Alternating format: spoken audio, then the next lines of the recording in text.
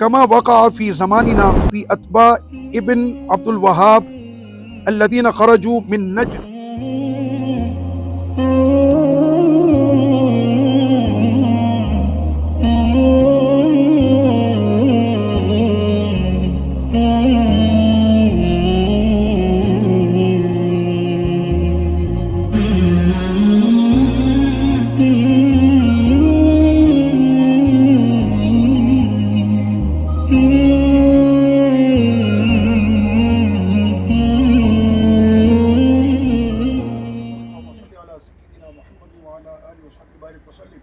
سرزمین مقدس ملک شام دمشق میں یہ تاریخی قبرستان کے جہاں پر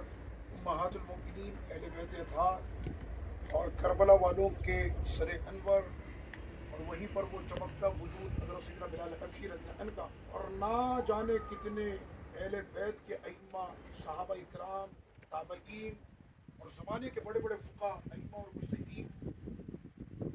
حسب اور نسب کے اعتبار سے سادات کے بڑے بڑے گھرانے سارے اسی قبرستان میں موجود ہیں. اور ایک زمانہ ہوا اور بیچ میں جنگ رہی اور بڑی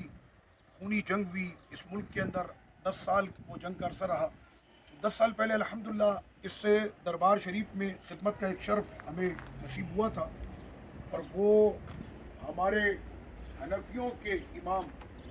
وہ امام کہ آج فقہ حنفی جس امام پر ناز اور فخر کرتی ہے چاہے وہ سرزمین پاک و ہند ہو یا دنیا میں جہاں پر بھی حنفی آباد ہیں اور فقہ حنفی کے متبع اور مقلد موجود ہیں آج کے زمانے میں اسی امام کی وہ پیروی کرتے ہیں اور اسی امام کے فتوے کو فقہ حنفی میں آج کے زمانے میں سب سے زیادہ معتبر سمجھا جاتا ہے. اگر میرے بھائی اس کو دکھائیں یہاں پر تو یہ تختی الحمدللہ کسی وقت میں فقیر نے یہ مزار شریف کا جو یہ کور ہے یا یہاں پر یہ جالیاں ہیں تو محمد امین ابن عابدین الشامی مؤلف حاشیہ المختار علی الدر المختار شرح تنویر الابصار رحمہ اللہ. حاشیہ ابن عابدین جس کو ہم فتاوی شامی کہتے ہیں, فتاوی شامی کے مؤلف فتاوی شامی کے مصنف سیدنا ابن عابدین شامی رضی اللہ عنہ کا یہ مزار مبارک ہے. تو تقریباً آج سے 12 سال پہلے کی بات ہوگی کہ جب یہاں پر ہمیں موقع ملا خدمت کا اور سیدنا بلال حبشی رضی اللہ عنہ بی بی سیدہ سکینہ یا سکینہ واقع کربلا میں جن کا ذکر سر فہرست ہے اور اسی طرح سے سیدہ ام حبیبہ ام المؤمنین سیدہ ام سلمہ ام المؤمنین رضوان اللہ علیہ مجمعین کے مزارات اور اہل بیت اطہار اور سیدہ طیبہ زاہدہ عابدہ سیدہ فاطمہ الزہرا سیدہ کائنات رضی اللہ عنہا کی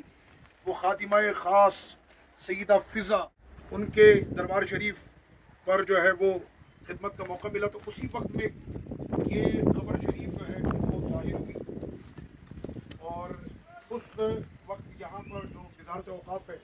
ان سے میں نے اجازت مانگی کہ ہم اس مزار شریف کو اپنے امام کے مزار شریف کو نہایت ہی حسین انداز میں بنانا چاہتے ہیں. تو یہاں کی جو منسٹری تھی اس منسٹری نے تو ہمیں اجازت دے دی کہ آپ بنا لیں, لیکن چونکہ یہ مزار کسی جو ہے وہ خاندان سے تعلق رکھتا ہے اور ان کے گھر والے اس وقت موجود ہیں تو ابن عابدین شامی رحمۃ اللہ علیہ کے پوتے یا پڑ پوتے ان سے فقیر نے ملاقات کی تو انہوں نے فرمایا کہ ابن عابدین شامی رحمۃ اللہ علیہ وہ ہمیشہ نوازوں کو بہت زیادہ پسند کرتے تھے. نام اور تشہیر اور یعنی شہرت سے وہ اپنے آپ کو انہوں نے ہمیشہ دور رکھا. تو ہم نے جب بہت زیادہ ان سے ریکویسٹ کی کہ ہمیں اپنے امام کے لیے کچھ تو ہمیں خدمت کا موقع دیا جائے اور زمانے کا اتنا بڑا فقیہ حنفی جو اس عظیم تاریخی قبرستان میں موجود ہے تاکہ لوگ جب یہاں پر زیارت کے لیے آئیں تو جب کوئی اس طرح سے جالیاں وغیرہ لگی ہوتی ہیں تو لوگوں کی پھر جو ہے وہ مرکوز نظر وہ خبر بنتی ہے کہ یقیناً یہ کسی اللہ کے ولی کی خبر ہوگی. تو انہوں نے صرف اتنی اجازت دی کہ اگر آپ خبر کو چھوئیں آپ صرف اتنا کام کر سکتے ہیں کہ وہاں پر آپ جالی لگا لیں اور اس طرح سے لوگوں کو پتہ چل جائے گا کہ یہ قبر مبارک جو ہے وہ حضرت سیدنا ابن عابدین شامی رضی اللہ عنہ کی ہے. تو یہ کام اس وقت میں کیا और आज हम यहाँ पर दोबारा हाजिर हुए एक ज़माने के बाद अपने इमाम की इस कब्र पे। तो देखा काफ़ी यहाँ पर जो है वो झाड़ियाँ और ये सारी चीज़ें हैं। फौरी तौर पर मैंने यहाँ पर अपने जो भी दोस्त अहबाब हैं उनसे मैंने अर्ज़ की कि हमारे इमाम की इस कब्र शरीफ की सफाई का फौरी तौर पर जो है वो इंतज़ाम किया जाए और फौरी तौर पर हमारे इमाम के इस मदार को जो है वो झाड़ियों से और इन तमाम चीज़ों से जो है वो सुथरा किया जाए। वो इमाम कि जिसका एहसान पूरी मिल्लत फ़िक़्ह हनफ़ी पर है और फ़िक़्ह हनफ़ी जिस पर नाज करती है, आज उस इमाम की मज़ार पर हाजिर भी है। और इंशाअल्लाह उठने वाले ये गर्दो गुबार, अल्लाह पाक इनके दर के गुबार से हमारे सीनों को रोशन करे, फ़िक़्ह हनफ़ी की दौलत हमको और ज़्यादा नसीब हो। और वो तमाम तलबा जो इस वक्त सरज़मीन मुक़द्दस मुल्क शाम दमिश्क में पढ़ लें इस असीम इमाम के दरबार से और उठने वाले इस गर्दो गुबार से, अल्लाह उनके सीनों को रोशन करे और वो फ़िक़्ह हनफ़ी के उम्मत में जो है वो फ़क़ीह अजीम फ़क़ीह बने। और साथ में पाको हिंद बिलखुसूस जो पाको हिंद के हमारे फ़िक़्ह हनफ़ी के उलमा इकराम हैं, उलमा अहले सुन्नत हैं, मैं हर एक का नाम तो नहीं ले सकता, तो उनकी इजाज़त से आज मैं सैयदी इब्न आबिदीन शामी रज़ियल्लाहु अन्हु के अल्लामा शामी के मज़ार शरीफ पर उन सब का मैं सलाम पेश करता हूँ। और मैं दुआ करता हूँ कि अल्लाह ताला हमारे इस इमाम का फैज़ पूरी फ़िक़्ह हनफ़ी और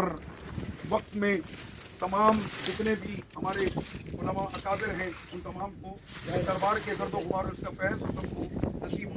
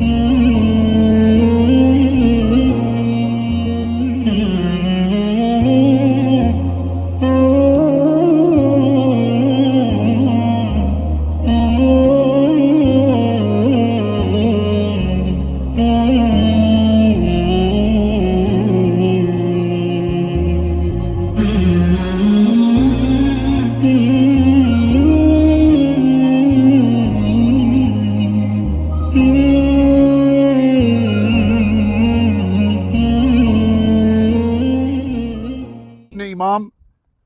फ़क़ीह आज़म फ़ी हाज़ा ज़मन, इस ज़माने के सबसे बड़े फ़िक़्ह हनफ़ी के इमाम इब्न आबिदीन हनफ़ी शामी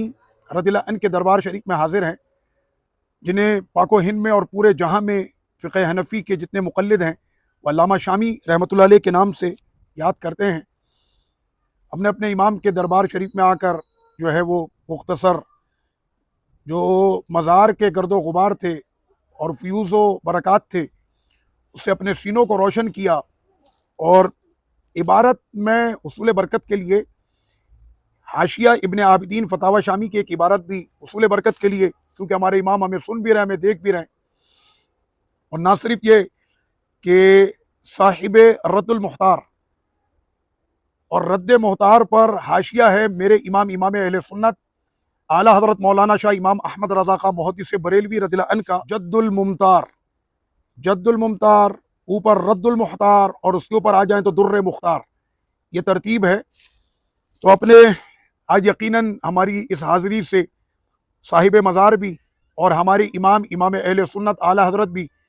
اور میرے پیر و مرشد کے جو سرزمین مقدس میں اپنی دعاؤں سے فقیر کو بہت نوازا، حضور شیخ الاسلام والمسلمین قاضی القضات فی الہند حضور سیدی و سندی تاج الشریعہ مفتی محمد اختر رضا خان ازہری نور اللہ مرقدہ، وہ بھی یقیناً جو ہے وہ خوش ہوں گے کہ آج ہم نے یہاں پر کافی زمانے کے بعد حاضری کا شرف ملا، اور مزار شریف پر جو ہے جو گرد و غبار تھا اس سے صاف کرنے میں ہم نے لطف بھی اٹھایا۔ میں اپنے امام ابن عابدین شامی رضی اللہ عنہ کی ایک عبارت جو ابھی میرے سامنے آئی،